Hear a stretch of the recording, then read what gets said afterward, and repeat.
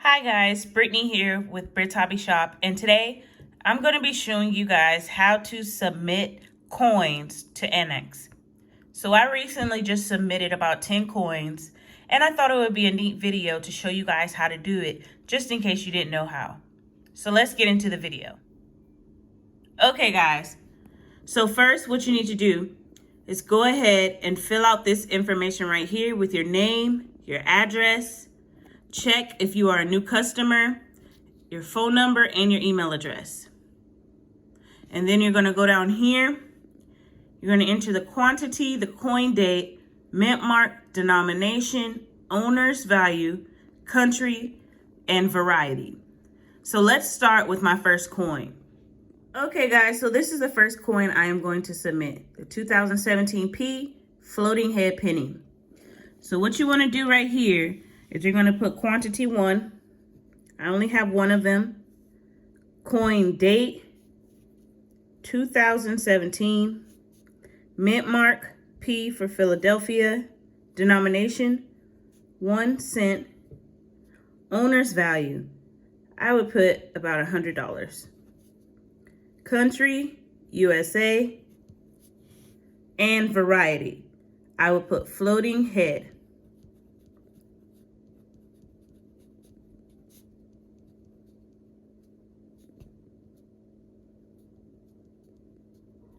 Okay, so I'm gonna go ahead and fill out all the other coins that I have, which is only 2 more, and then I'm gonna come back. Okay guys, so the 2 other coins that I had are both from 1932. I have a 1932 P and D. So that's what I filled out right here. And I don't really have a variety for those because there's no specific error or anything. It's just a 1932 quarter. So I didn't put anything right there. So now I'm done. I'm going to go down to the bottom and write in the total owner's value for entire order.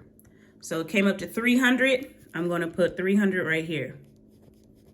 Now, if you don't put this is why it says required. If you don't put this, they're just going to value each coin at $10, which is not what you want.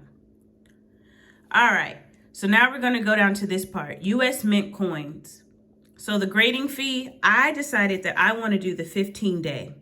So that's the one I'm going to do. I'm going to check that. It's $20 for 15 days. I'll get them back. Even though 2,000 is more than the max value, that's fine. I just want to do the 15-day. I think that's a reasonable time. Then you go down. You can decide what you want to do. I'm going to do Visa. Put in my card number, expiration date, and then I'm going to come over here. So the number of coins is 3. I'm going to write 3. Grading fee per coin, $20 because we did the 15-day. 3 times 20, $60. So you can skip this part. It's pretty expensive anyway. You don't really need that. Now, number of coins times verification fee. So verification fee times 3 coins, or you can just do 1 so that they can verify that this variety is correct. And then since I don't have a variety for the other 2, I could have them do research, but that's okay. It's no errors on those coins, so we're fine. So I'll do number of coins, 1 times 12, $12. And then we're going to scroll down. Return insurance plus shipping and handling. Okay, so for 3 coins, and you know my max value is 300, so that's under 1,000. It's going to be $26 for shipping.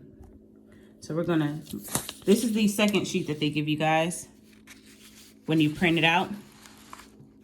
You just go to ANACS website, print out the application form, and this should come with it. All right. So we have return insurance plus shipping and handling, $26. Now you tally up all of this, 60 plus 12 plus 26, and then you put the total right here. Okay, so that's $98. And then you sign and date. Once you're done with that, you're going to take these coins. Smooth this out the way. You take your coins. They cannot be in this type of holder. You cannot have them in here. And they cannot be stapled or taped or anything like that.